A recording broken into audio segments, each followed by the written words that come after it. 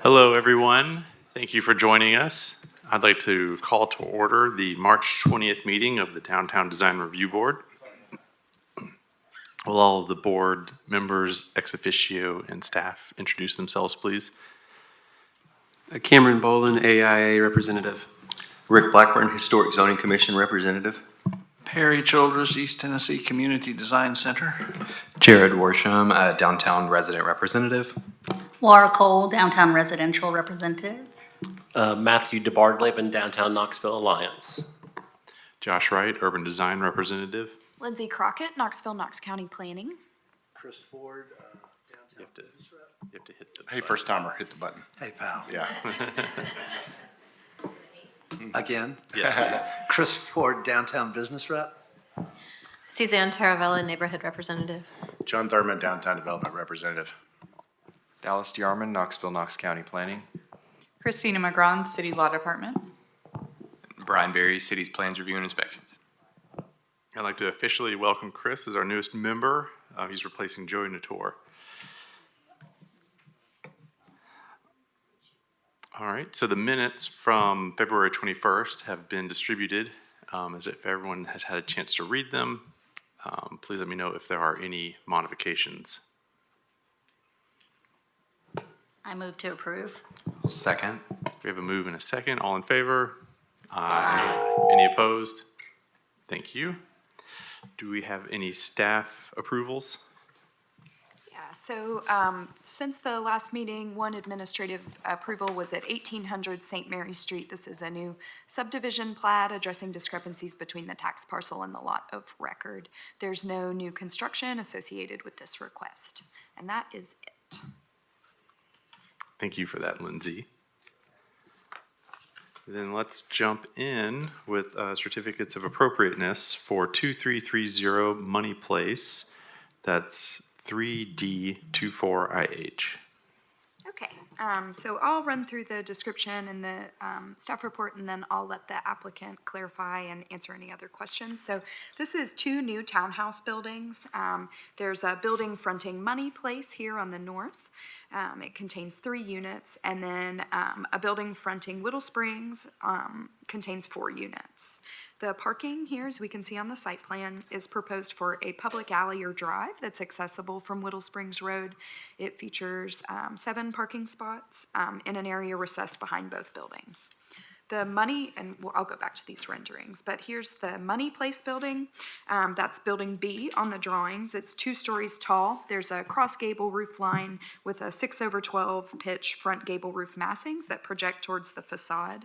The building will feature an asphalt shingle roof, fiber cement lap siding with a 4-inch exposure, and a CMU veneer foundation. The facade features a 2nd story cantilevered above the 1st story. That's a 4-foot deep full-length entry stoop, supported by 4-inch steel posts. The building fronting Whittle Springs, which you can see here, it's building A in the drawings. It's 2 stories tall, features a cross gable roof line with irregular pitched front gable roofs on each individual unit. They vary on the left and the right slopes at 4/12 or 8/12. The building will also be clad in that fiber cement lap veneer, or fiber cement lap siding, and then there is a vertical V-groove siding and panels adjacent to the windows, and then a CMU veneer. So just to run through some of the comments, this property contains 2 vacant parcels. They're zoned RN4. The surrounding area, as you can see here, is characterized by small-scale commercial properties and then single-family residential houses moving down Money Place. So the applicant here, as we discussed in the workshop, will use the new section 4.6 of the zoning code, the middle housing standards, which may allow more flexible development of land than is possible under the base district zoning regulations. They will be subject to additional dimensional, design, and parking standards. The middle housing review occurs separately through planning staff. Here, the DRB review will focus on how the project meets the infill housing guidelines, and I'll offer the note that some elements of the middle housing review may trigger site plan and building elevation revisions, which may require additional review and approval by the DRB as the design would change. So the comment number 3 is one element of this. It's related to the front setback. There may be revisions required in the front setback as part of middle housing review, but there is also the capacity for an administrative variation or a variance. So at this time, the planning staff is comfortable with this being reviewed by the design review board as is. Another element there associated with the middle housing review is the parking. So parking right now meets the infill housing guidelines. It's located behind the primary buildings and it's accessed from an alley. If the site plan is revised to access the parking from a new driveway off Money Place, fewer units may be provided, and so that would require site plan revisions and a return to the design review board. Moving towards those guidelines, overall, this property is a corner lot. It's a transition from that commercial development to the single-family houses on Money Place. The houses are minimal traditionals and infill construction. The townhouses are aligned with the surrounding residential construction by gable roofs, double-hung windows, and lap siding, and then kind of a modest architectural detail. The multi-unit townhouse form necessitates an additional story beyond the height of the one-story single-family houses along the street, but these are not overly tall or disproportionately out of scale with the context. The more narrow units with just the more narrow building with 3 units instead of 4 front Money Place, while the larger building and units front Middle Springs. Per the design guidelines, the designs use porches, bays, and breaks in the facade to continue the architectural rhythm of the block. The Money Place building incorporates a full-length 4-foot wide stoops, and it is compatible with original porches on the block, which are typically kind of narrow recessed entry stoops, and if we need to look at street view, we can. Overall, the proposed window design and placement meets the design guidelines. It's compatible with the block and the surrounding neighborhood. They use a relatively symmetrical fenestration pattern, double-hung windows, and actually there are adjacent mid-century houses on Money Place that use this single light fixed window flanked by double-hung windows, so they're connected that way. In terms of the roof pitches, the roof lines on Money Place have comparable pitches to the existing houses on the block. The Whittle Springs development incorporates a design feature we've seen relatively frequently in Knoxville in contemporary design, which is the irregularly pitched roof massings. They are secondary to that overall side gable roof line, and they delineate the individual units. So in this application, in the opinion of staff, these irregular roof pitches are appropriate for the design. The siding materials meet the design guidelines. The infill housing guidelines discourage basic CMU. However, the application will mirror the design of a brick veneer, and it contributes additional complexity to the building. So staff's recommending approval of 3D24IH, subject to the conditions that they meet the relevant standards of section 4.6 or receiving the necessary administrative variation or variance, meeting city engineering standards, meeting the transparency requirements of the base zoning, and also noting that major revisions would require further review and approval by the DRB. Thank you for that, Lindsay. Is the applicant here and would they like to speak?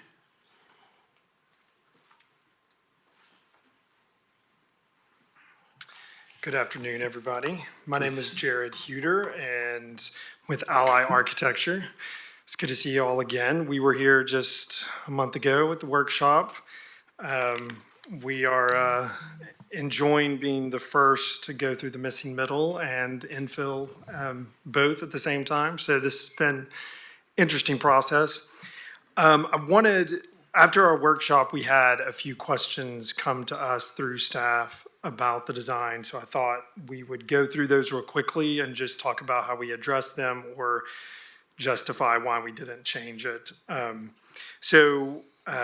Already mentioned the alley. That's an ongoing discussion with city engineering. I think we have a few potential solutions that the city will work with us on.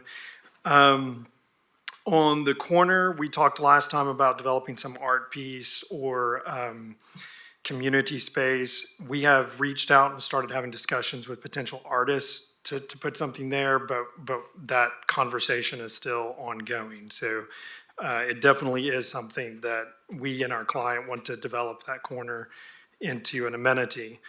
And then moving into the questions we received after the meeting, there was a question about the large tree that's currently on the site, and yes, it is planned to be removed. I'm actually not sure if it shows up in any of our photographs, but there is a tree located on the site that would need to be moved.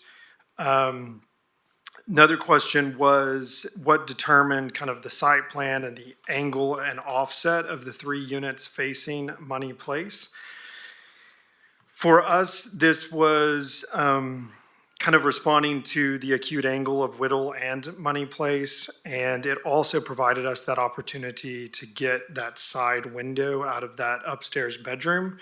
We're always, I think I explained this last time, but in townhomes, we're always looking for opportunities to provide that side view if we can through bumping things out. Also gives the porches kind of that side view down the street. So the mass of the building is angled while the actual stoop or porch is facing directly to Money Place. So that was a little bit of why that angle came about. What determined the roof pitch and the offset gable? You know, we looked at it, there's quite a few different roof pitches on the Whittle Springs context. We even have a butterfly across the street. I was trying to figure out how to do a butterfly townhome, but that didn't work. But we thought, you know, on Money, we keep it a more traditional symmetrical gable. And then on Whittle, we kind of made a nod to some of the contemporary roof forms that we see around us on Whittle just by offsetting that gable. Also has to do with the interior spaces. These second floor bedrooms are going to be open to the underside of the roof, so you'll have that loft, and it's a way for us to make for a more interesting interior space. Discussion about the height, or a question about the height of the windows. Our second floor windows are shorter than our first floor windows. They're the same size in width, but their height decreases. We found this to be actually pretty common in residential urban architecture. We find it useful in two different ways. One, in privacy. Naturally, there's more glass on the first floor where you've got your kind of more public spaces where you want view to the street. But we also like higher sills on the second floor because it gives potential owners a lot more flexibility with bedroom layouts and that kind of stuff. So we keep the width of the windows similar, but the sill heights get raised to allow for that. Let's see.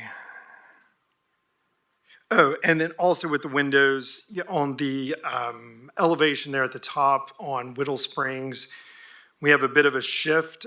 We have the double hung on the right on the second floor. On the first floor, the double hung shifts over to the left side. This was a question as to why we were doing that. It truly is just a compositional thing. It's challenging with townhomes when they get super repetitive. And so we try to make small moves like that while still using the same window package. We make small shifts to add some movement and interest on the elevation, so everything just isn't rigidly stacked vertically. Let's see. So there was a question about, both in the meeting and after the meeting, about downspouts and stormwater management. That shows up both in the renderings now and in the drawings, our downspouts and gutters. There's a question about the half-high CMU block. We did check with the city and have confirmed that that is appropriate. We've used it on other projects. It's a more brick size of a CMU. And we've used that quite a bit, and it actually ends up looking really nice.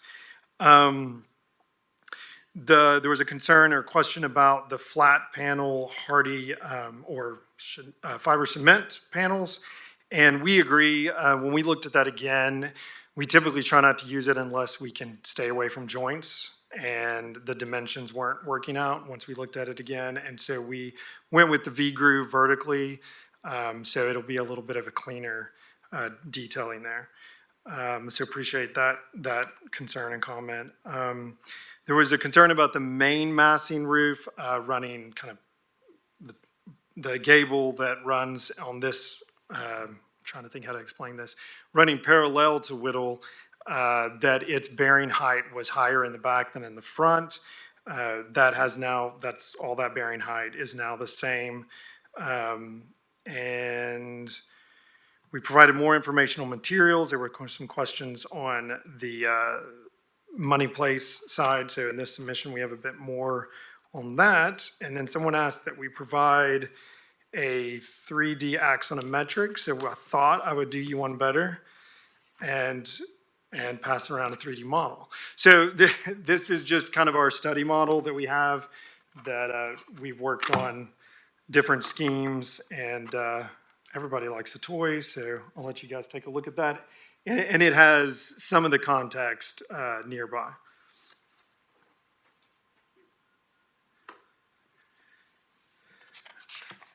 And I believe that was our full list of questions that we had received prior to the meeting. And yeah, so I'm here to answer any further questions.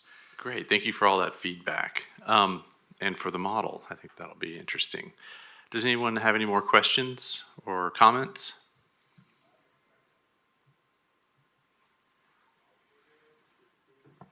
Did you receive any additional clarification on use of the alleyway? Yeah, there's been a few different conversations, specifically with our client, directly with city engineering. I haven't been a part of every one of those conversations. My understanding is there's a discussion about abandoning the alley, but still allowing us to have ownership and have that curb cut. So, or possibly sharing.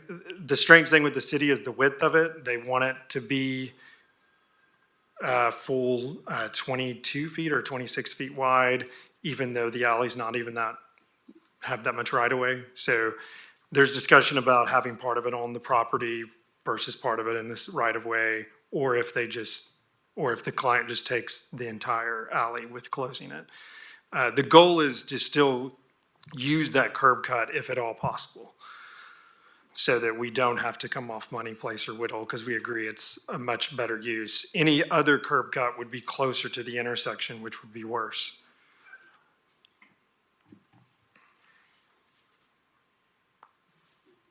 I just wanted to say that I think this is exactly how the workshop process is supposed to work. I mean, that was a really thorough response, and we had a really good discussion the first time around, so I appreciate all your work. Thank you.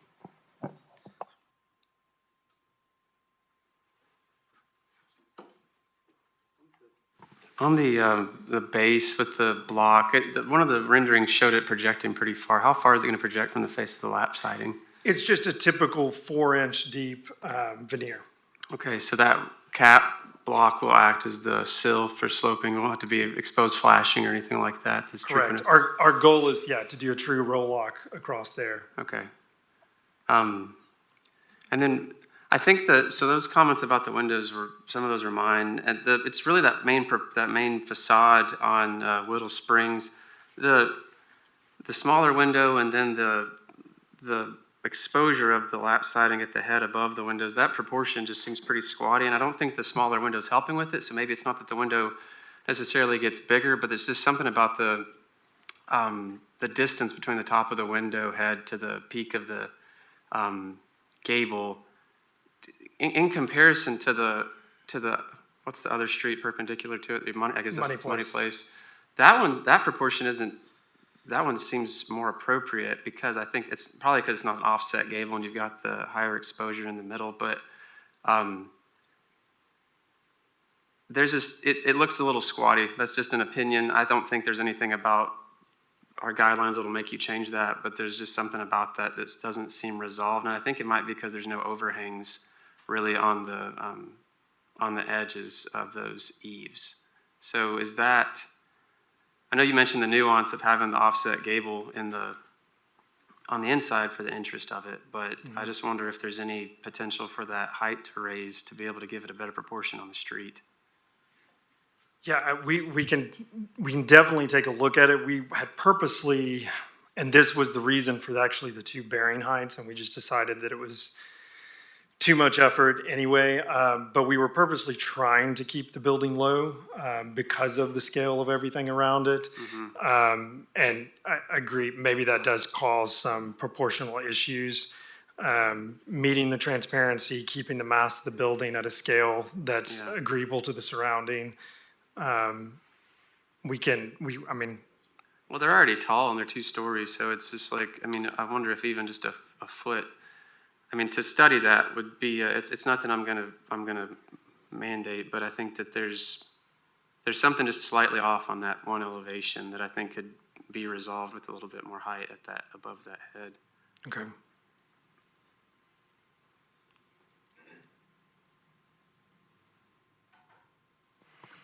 I make a motion to approve per staff comments. I second. Okay, we have a motion and a second. All in favor? Aye. Aye. Any opposed? Thank you.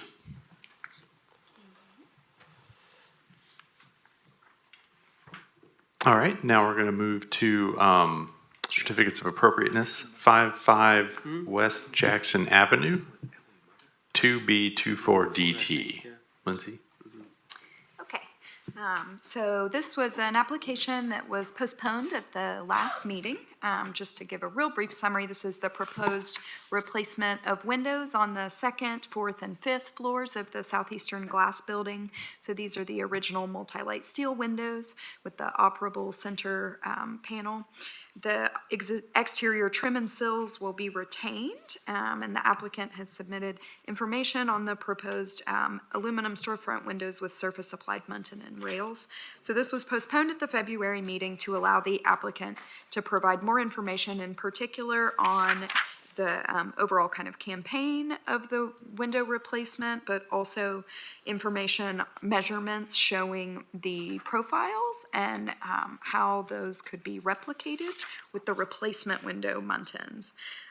So the applicant noted that the intent was to replace all the windows at the same time. However, the windows belong to each unit owner within the HOA, and individual owners may not replace all of the windows simultaneously. The applicant has requested approval for the windows to be replaced on an as-needed or as-chosen basis. At the February meeting, the Design Review Board extensively discussed piecemeal replacement of these original windows. However, I'd clarify, and if we get into that more, I'll let our attorney weigh in. It's not in the board's purview to require the individual property owners to all replace the windows at the same time.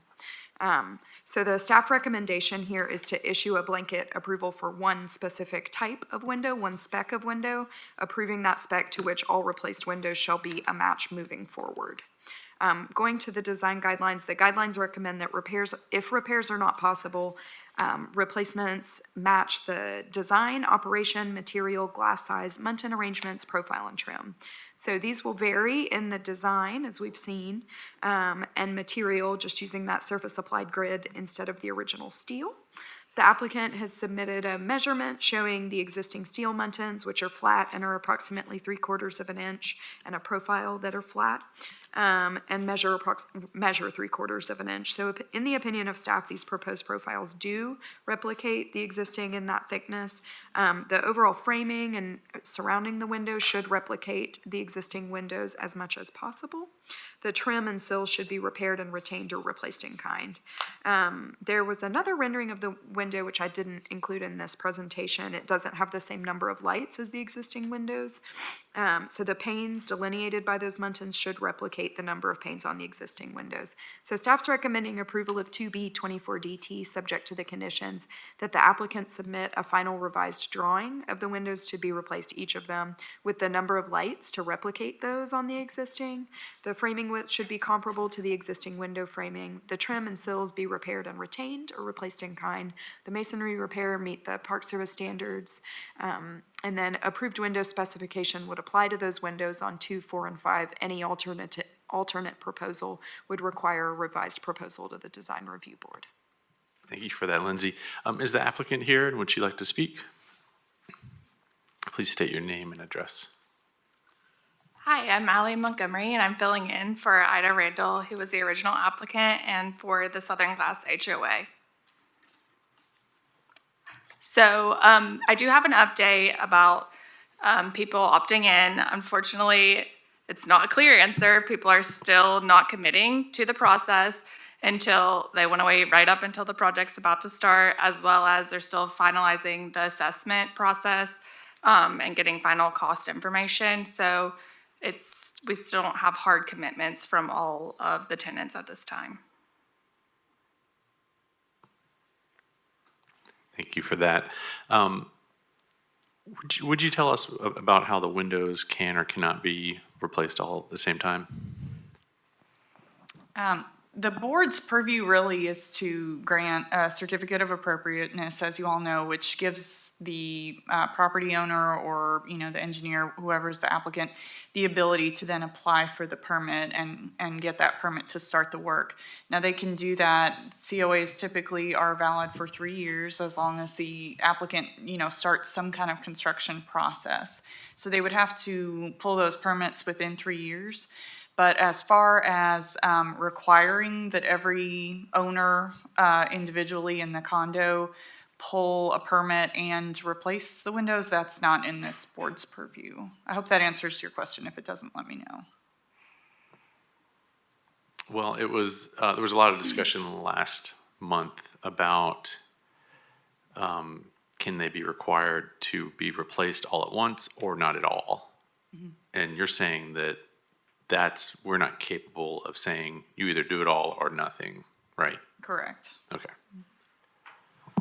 Christine? Now, the HOA may have some restrictions on that, but that's not within the city board's purview. That's correct. But what we are saying is that anytime they do replace a window, it has to meet this specification, right? Correct. Otherwise, they would have to do some kind of a new application and go through this process all over again. That's correct. I would think if it's done well too, that yes, it will be noticeable, but not starkly egregious or something that looks terrible. Even if they're having to piecemeal the replacements. My actual question, maybe to ask the HOA, Ally, would be to what they're going to do with the old windows, because we're going through a project currently that it would be wonderful to have intact steel frames.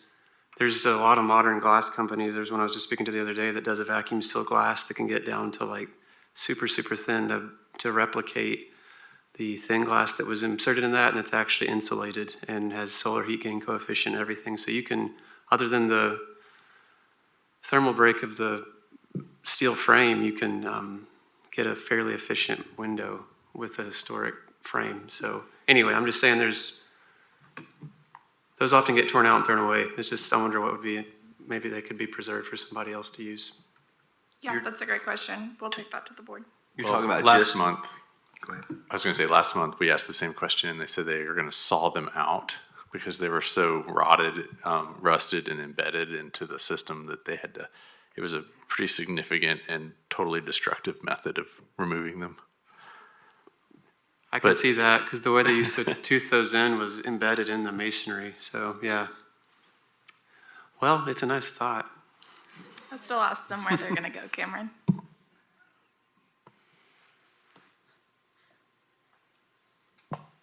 I just have one clarification comment. Because this is a condo environment with an HOA, the complete window replacement isn't really legally an option, but if we had a contractor or a project, a developer, say we're only gonna renovate the bottom floor of a project and we'll get to the rest of it later. We don't care about the upper floors right now. That's kind of a similar situation as far as how the street condition is left. And so I just wonder about the overlap of that legality of the HOA versus our purview to comment on the public face of the building. Does that make sense? Not completely. Okay. Is that a question? Well, it's just a comment that I understand the purview of our board and the constraints legally, because you can't force anybody to do something they don't want to do with their money on their property. However, if our purview is to comment on how the building looks and how it presents to the public, how it is constructed and on the timeline it's constructed does matter. Yes. That's my point. It's not really a question. We've reviewed, and again, I wasn't at the last meeting, so you guys may have asked this question, but we've reviewed window replacements before multiple times. And was there ever a case where it was piecemealed window replacements, or was it always full window replacements? Like a Market Square property or a K Street property that was replacing windows, or Old City that only replaced 2 of the 6. let some folks that have been involved with this longer than me speak to that if you guys can think of any. But in the last 5 years, most of them have at least involved like an entire elevation. Okay. Mike, I wish Mike was here, Mike Reynolds, because he had said there was precedent for that. I think it's the Commerce Building, and that's a condoed building as well, and that's why it was piecemealed. One I remember too, we did, I think was the Hilton, they did one floor as a test on their new look, and they did that entire floor, but it was only a portion of the elevation. I think there's some situations where similar things, we did, there were some partial window replacements on the promenade side for us old people of one of the Gay Street buildings, where they only did replacements that were on the sidewalk level, so. But generally, they've been an entire floor or an entire elevation or an entire section. I think that's really the only main difference in the precedence from what we have here.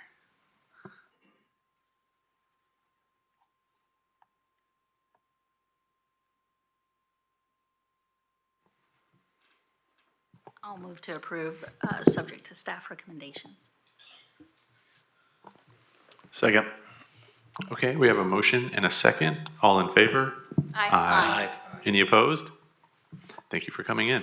Thank you. You forgot to ask for any additional comments. Because I What? did have one.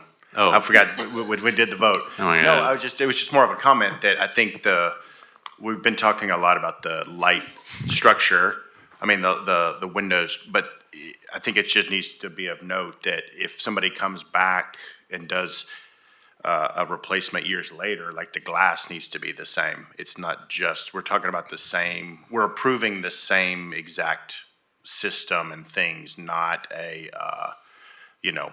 different lights or different, I mean, that sort of thing. So the glass is critical to the approval, but I think that's sort of noted in here. I just wanted to say that. Yeah, and I think to speak to that, should someone in a year or two pull a permit, our processes are pretty well integrated at this point, so we would see that when they pull it. If they just went ahead and pulled a building permit with a different window specification, we Yeah. would be able to catch that and address it. Yeah, they just need to include all the light window, I keep saying light, but I mean glass details, so we can replicate that, so.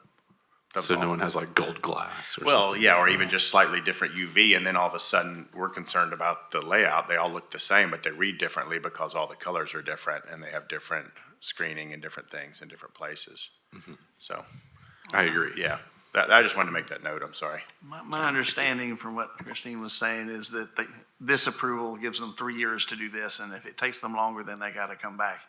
And I think that may help address John's issue of, if you wait 5 years and you can't get that glass that all the rest of them have been done in, could be an issue. So I think with the 3-year time frame, we've got some insurance anyway. Okay, Brian, well, thank you. are we adopting a new code cycle anytime soon? For ICC codes, the next adoption is 2024. Well, the 2024 version of the ICC codes. I'm not sure when the adoption will be. Okay. That adoption, we're hoping to get that started in the fall, winter, hopefully with an adoption date of January 1st. I'm just thinking about even more nuance of like going to John's point. I don't know that necessarily if the code goes to a higher energy value for glazing, that if it would affect that, you can still get clear glass is clear glass, so I'm sure they can match it. So, well, it's been approved, so let's move on.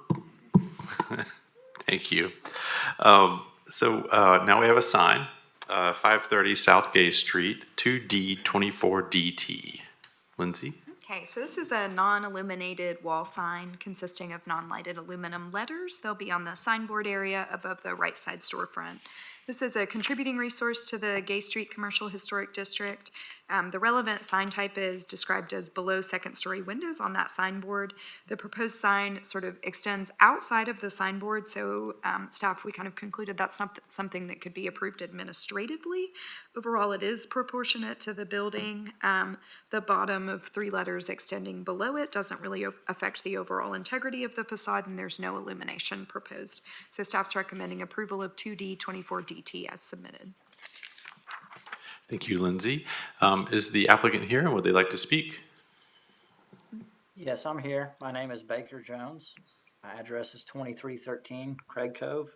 And I think Lindsay pretty much covered it, but if you all have any questions, I'll be glad to answer those. Thank you, Mr. Jones. Does the staff have any comments? The board. I'm sorry, the board. Does the board have any comments or questions? I guess for the applicant I'm looking at the rendering, and like Lindsay pointed out, the letters extend sort of outside the signboard-ish, but I'm looking at the section drawing.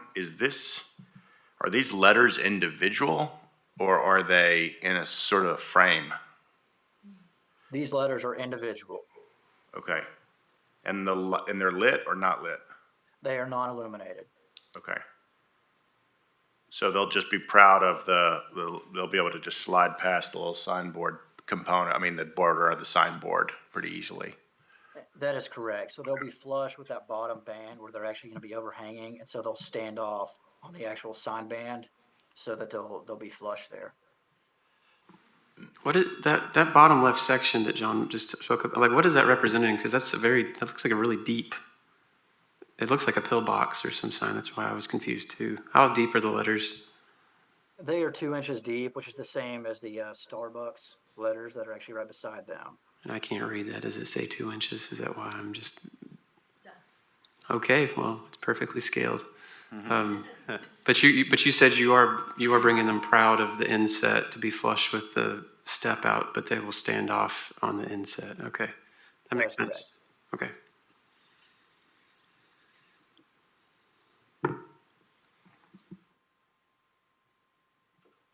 And there's I always struggle with the percentage maximum coverage and stuff. There's no issues from the size that we had.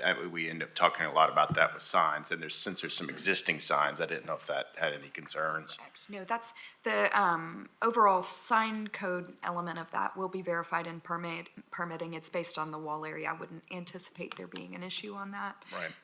And then our coverage, we have that like 9 square feet that we talk about, or the Right. 30%. There's not actually a number there for signboard signs. So this one is okay. within the guidelines. Nice, okay, good. I'll make a motion to approve. Second. Okay, we have a motion to approve in a second. Is there further discussion? Thank you. Not this time. Thank you. Okay, all in favor? Aye. Any opposed? Okay, thank you. Motion passes. All right, we have an exterior rehabilitation at 500 West Summit Hill Avenue, 3A24DT. Okay, so this is an exterior rehab project. It includes the removal of some brick cladding, window replacement, and installation of new composite panel cladding. So we have the existing conditions of the building here, and then the existing conditions in a rendering, and then the proposed work here. So on these interior bays, there's a soldier course brick cladding that's dividing the windows. It's going to be removed and replaced with aluminum composite panels. I'll let the applicant speak to the drainage issues that are going on in the current conditions. At the ground level on the north and east elevations, these storefront windows, which you can see somewhat in these existing condition photos, are proposed to be enclosed with aluminum composite panel cladding. So this is not a historic building. Obviously, removal of that exterior brick cladding is and those elements that are contributing to water intrusion is appropriate. Replacing with the aluminum composite panels does meet the design guidelines in general. Replacing the existing non-historic single light windows with new also meets the design guidelines. So the main element here, typically design guidelines discourage first floor uses without pedestrian traffic. This did not actively have that to begin with, and removing transparent rhythms of entrances and windows. So the building is owned by Knox County, operated by PBA as well. It's leased space to a center, an IT center that houses a data center on the ground floor. The application notes that this is a security risk. These ground level windows, as you can see on street view, are significantly recessed from the street as is. They've been blocked by some landscaping and site walls there. and they have not had doors that are accessible to the pedestrian to begin with. It's also tinted with a 1980s style dark glass that doesn't have transparency. So in general, first floor spaces without a public use don't meet the design guidelines, but in the opinion of staff, this scope of work as proposed is appropriate. So staff's recommending approval of 3A24 DT as submitted. Josh, I need to recuse myself. Okay, thank you, Matthew. You don't have to leave. Thank you for that description, Lindsay. Is the applicant here, and would they like to add to what Lindsay had to say? Yeah, I'm here. This is Corey Griffiths with MBI Companies, architect. Just to add a little bit to the water intrusion issues. When this building was built, all the brick that you see is soldier force between the windows. That's all just a single wide brick wall. There's nothing behind that, no kind of structural support, no sheathing or waterproofing. And so water is just, the brick soaks up the water and then it's getting into the building. And so that's where, as part of other remediation efforts for this building, part of replacing the windows, because they've had some windows break due to settlement. They want to also replace the brick, help to solve that water intrusion issue, and in my opinion, help with the facade, with the overall look of it as well. Thank you for that. Is there anything that the board would like to ask?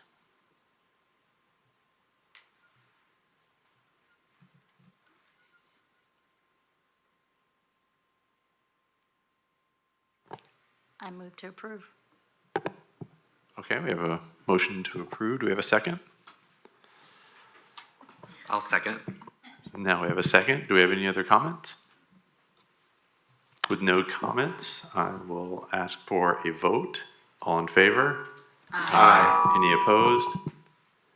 Thank you. Motion passes. Have a good day. And I will welcome Matthew back to his position. So now we have another sign, 300 West Magnolia Avenue, 3B24DT. Okay, this is a new illuminated wall sign. It's 64 square feet total. It has a white background with blue vinyl lettering and graphics with internal illumination. It's located in the new signboard area centered over the storefront entries. So this is in the warehouse subdistrict. It's not a historic property, so the historic resources section does not apply. The sign is proportionate to the storefront on which it's located. Typically, internal illumination with a full white background has been discouraged in downtown design review. Internal illumination has been limited to push-through letters and logos instead of the full sign. The board may choose to discuss that on this block. I will note that at 210 West Magnolia Ave in July 2023, the board also required the use of external illumination or push-through letters only, sort of adhering to that precedent on a similar block and property. So the staff recommendation is approval subject to the condition that internal illumination be limited to push-through letters or graphics. Thank you for that, Lindsay. Is the applicant here? Would they like to speak? Yeah, yes, I'm here. This is Lori with T&T Signs. Hi, Lori. Hey, Lindsay kind of addressed everything. So it's just if you all have any questions. Thank you. Does the board have any questions or comments? I guess a question for the applicant, is it possible to do this sign with push-through illumination and keep the style and similar look? I can reach out to the company. We're actually contracted from another sign company that doesn't do installs. They just manufacture. So I can reach back out to them and ask them if that would be possible. It looks like to have the letters be cut out, to let the light through only the letters, you would have to reverse your image to where the white's black and the black is lit. I'm not sure, unless the letters can be raised over a background and the light escapes around them, such that what's white in this drawing is not illuminated. I think that might be a way to achieve this look without having an internally lit, modern-looking sign. Lindsay, will you remind me where that was that we approved the other? Yeah, it was the Tennessee Valley Bicycles. They had a projecting sign adjacent to Public House. It was a relatively large, round projecting sign that had a similar white background. Ultimately, the board recommended that they use external illumination or use it could have internal illumination, but the light would be limited to the logos or the letters. And they could achieve that by also changing the colors around. Is the building frontage really 684 feet? No, it's actually 864 inches. Okay. They've apparently done a typo once they sent this to me. There's no other drawings submitted with sections. I just don't really understand how the ribbon is going to be achieved on the backside because there's the letters, but then like inboard of that is the ribbon of the banner, I guess. That's the design concept. What is that going to be? It's actually going to be on a channel. So there'll be a metal channel behind all of that you wouldn't see. Is how we would attach it to the wall. Right, but like on the very left and right, there's the canted in ribbon ends, and in the middle of the sign, what are those made out of? Is that the same metal as the? Yes, it would just be that would just be metal also. And then because there isn't a section, just so I understand it, the letters will project how far past the face of the wall or outboard of the face of the wall. The total thickness of the sign is 7 inches. I'm sorry, I apologize, 4.5 inches. Okay, and when I stand under that sign and look up, will I be able to look through and see the sky above, or will it be boxed out at the bottom? It would be boxed out. Okay.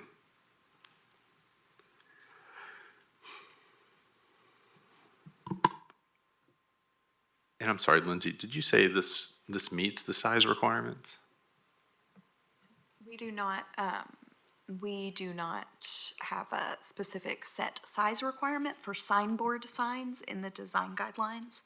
And then I'd let my colleagues in the city zoning department weigh in on any sort of sign code related issues you guys see with the wall area. Mark or Brian, do you? I'd have to take a look at it real quick and see. One thing I know about that building is it's got perforated metal on standoffs over existing CMU blocks, so there's already a gap behind the perforated metal. So you are going to cut through the perforated metal to get a junction box back to the block, and then it's going to have, I guess, extensions that tie back into the block behind it to support the sign. I'm just thinking of all those pieces and cut throughs and all that, and how that's going to look from the ground level. It's going to have to be articulated well, and it's also corrugated, so it's a wave of metal that it's going against. It's not flat. Right, and there are supports that's on that metal is what we're supposed to attach to. Got it. So every intermediate, every like 4 feet on center or whatever it is, 16 inches. It looks like 2 or 3 feet, but okay. And then you'll have your channel attached back to those verticals. Yes, and they'll attach on the top of the sign and the bottom. Okay. If I'm not mistaken, isn't the metal illuminated as well? Like the building is illuminated at night? That I don't know. I think that it is. I remember for that previous sign that it was basically just a white circle that they had printed their sign on. And we have some precedent of allowing the lighting, if it's for non-push through, if it is kind of part of the design idea rather than simply a clear, an acrylic with print on it.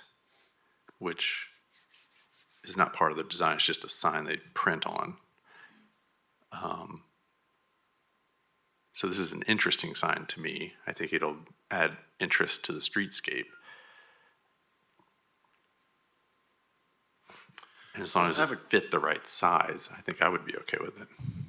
I think, oh, I'm sorry. I was just gonna say, based on the dimensions they provided and what the code allows for, 10% of the wall, the building facade, it would be right at about 68 square feet is what they would be allowed, and I think they're showing, was that 64, roughly? So, Yes. Yeah. So our question is, this banner look, like these are letters on a flag,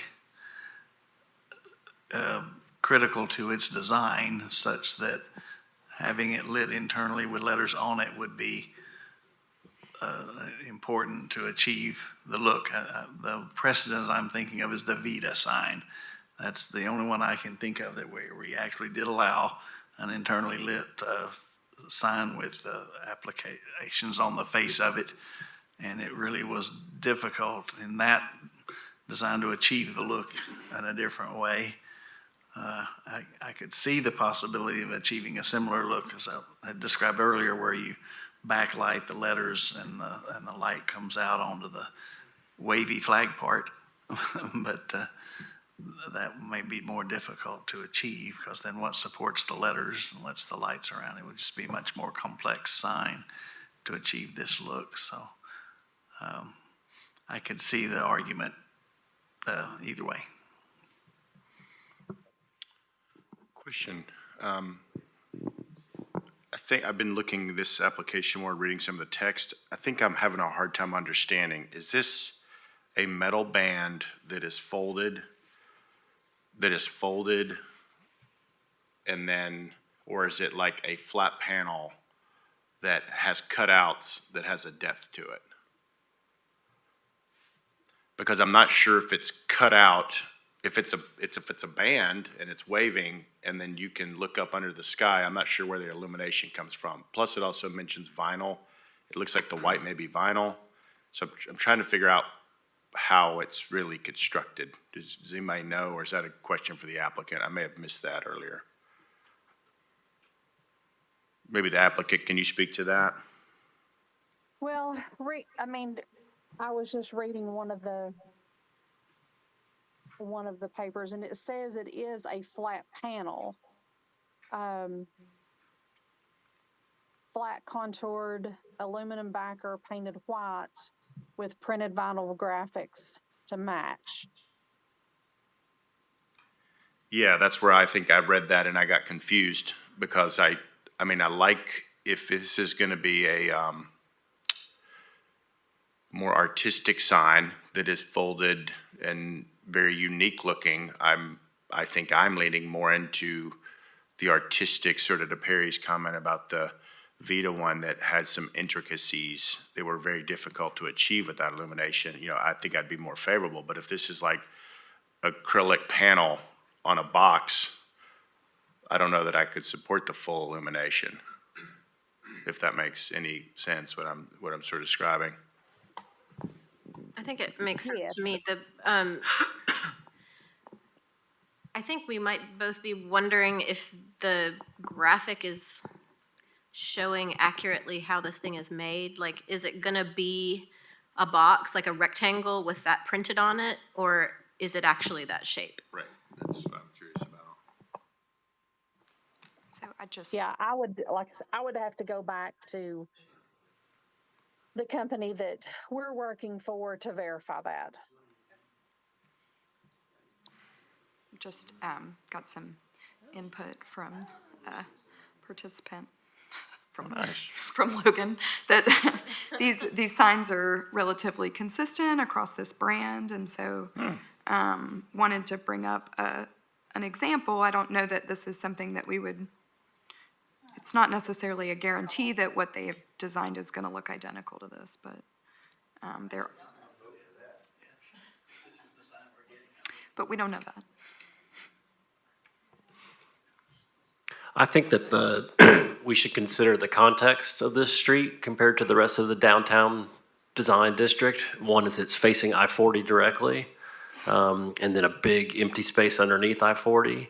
And then two, as much activation as we can have on this street would be useful. Obviously, we don't want to over-activate it with blinding light, but having it activated, I think, is important.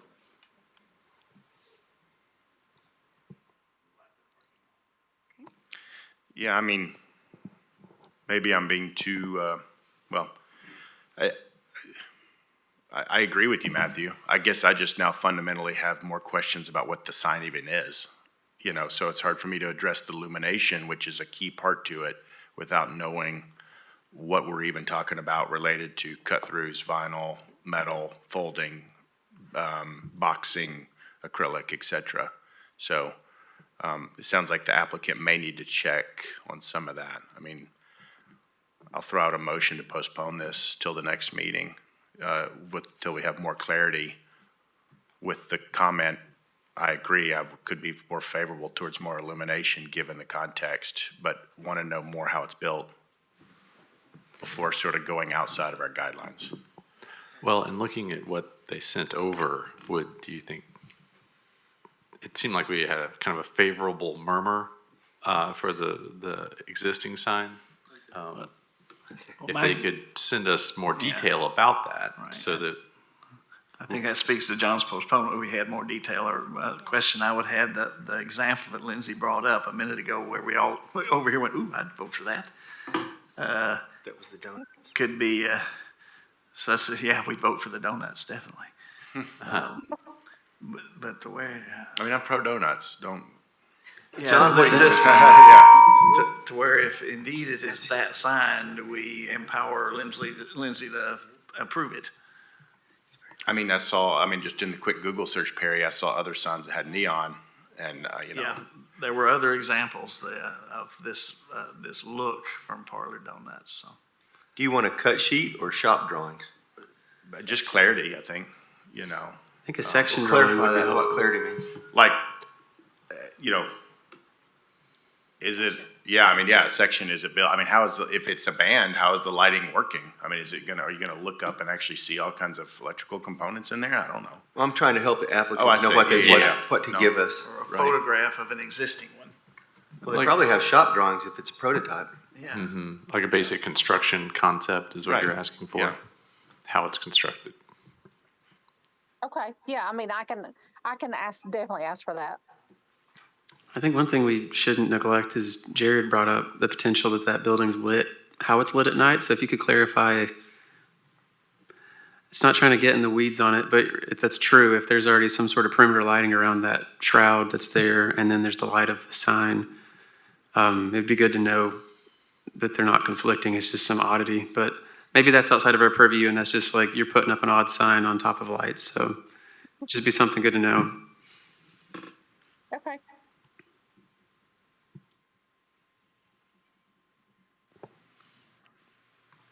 I will say one thing in favor of it was that image that Lindsay showed I mean, you can see it in perspective. It's projecting the 4 inches that she confirmed when I spoke to her. Is it not? It looks like it's got depth to it. What we're trying to ask is just how it's lit. Is it just backlit with the white versus the black? Yeah, the document states there's a 2-inch return. Right. So okay. there is some three-dimensionality to it. Right, and then she already confirmed that there's no bottom that you're looking up through and seeing a light bulb or anything. But like Rick, I just wanted to give the applicant a sense of if they come back with a solidly well-constructed sign, similar to what's in the image, that we would probably have a general positive feel for it. But I would entertain a motion. Oh, I have one. Oh, that was actually a motion. Okay. Do we have a second? Second. Okay, so we have a motion and a second. Any more discussion? All in favor? Well, let's clarify the definition, why we're postponing it. And I You gotta tap your mic. Let's tell them why we're postponing it and what they need to do next month. It's part of your motion, John. Sure. Please. I mean, yeah, I did sort of verbally process it. My motion is to postpone, but mainly because the applicant has said they're supporting another sign manufacturer. There's some lack of clarity at this moment on how this sign is actually built. This board takes serious signs. They're asking us to approve something outside of our guidelines, and I don't feel comfortable without knowing that, without knowing more of. The small text on the print describes a lot of different things in terms of vinyl, cut-through letters, not, metal, acrylic, et cetera. So my point is, I just want to know how it's built. Is it a box and this is one acrylic piece that's got printing on it? Because it actually talks about acrylic on there. So this isn't off my motion, I'm just talking now, but the idea is that how is this really built is what I'm interested in, and then we could I would then be in favor of saying, yeah, are we gonna go outside of the guidelines on illumination or not? Because we could talk about, I can't tell, is the blue background of the banner lit or not lit? And will it be lit? And what I would probably be in favor of more lighting due to the uniqueness of the sign, but not just a big acrylic box that's lit. I don't think that meets the intent. So that's my personal opinion. So my motion is to postpone to see more details of how the sign's constructed. Lori, I'll follow up with you on the specifics of the additional information to provide. Okay, that's fine. Thank you. Is there any more discussion? If not, then we can go for a vote. All in favor? Aye. Any opposed? Thank you. And we'll see you soon. I will say, I love the look of it. I love the creativity of it. So it's not against the sign. I just want to support them. I love the look. Don't go change the sign on us. Don't go change it. Just come with details. No donuts for John. Yeah, that's what I was trying to make sure they understood. Right, yes, I understand. If John Thurman comes in the store, no donuts. Twice as it. Do not serve this man. Okay, so now we've got an addition, 120 South Gay Street, 3C24DT. Okay, this is a new rooftop deck and a wood pergola on the leftmost unit of the Commerce Building. So this will adjoin the existing penthouse area, which you can see drawn here. The pergola will measure approximately 23 feet 5 inches wide by 19 feet 4 inches deep. The structure will be 10 feet 5 inches tall. It's a steel structure wrapped with square wood posts and flat wood rafters. There's additional deck space that will adjoin the pergola area, and so you can see that on the site plan here. And it will be recessed from the building edge. The deck will be recessed from the building edge 4 feet by 4 inches. There will be a steel guardrail. This is a contributing building to the historic district, so the historic resources section applies. Rooftop additions and pergolas like this have been approved on historic buildings downtown. When they're not or minimally visible from the street, the applicant has provided some line of sight visuals and measurements, including showing these existing posts here. The pergola structure will be recessed 12 feet from the building's edge, and it's only 10 feet 5 inches tall. It won't result in the removal of any historic features. There's already that penthouse area in this same building area. So staff's recommending approval of 3C24DT as submitted. Thank you for that. Is the applicant here? Would they like to speak? Yes, Logan Higgins, 133 South Gay Street. Don't really have a lot to add. I'll just point out, like Lindsay said, there was a deck, and it may have been previously approved as just a deck, but there was a half a deck structure built that was not permitted and is not structurally correct before we came in, and so that's going to be completely removed and rebuilt. But lucky for us, they had not cut down the handrail posts, so we're able to use those as kind of a reference guide for how visible it actually is from the street. So happy to answer any questions. Thank you. I'd like to open it up for board discussion.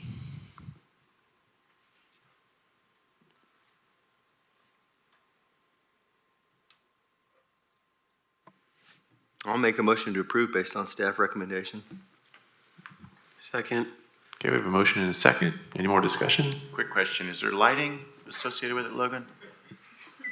backlighting. No, Okay. I'm just kidding. No, Very there, transparent. I think there's only like an outlet up there. Okay. But we're not planning on any lighting. If they come back and say, hey, we changed our mind, we want lighting, then we'll probably have to come back with that. So. Yeah, okay. Thank you. Well, I'll ask you a question afterwards. Okay, so we have a motion and a second. No more discussion? Okay, all in favor? Aye. Any opposed? All right, thank you for your time. And that's the last one. Thanks, everybody. I will close the meeting. Have a good day.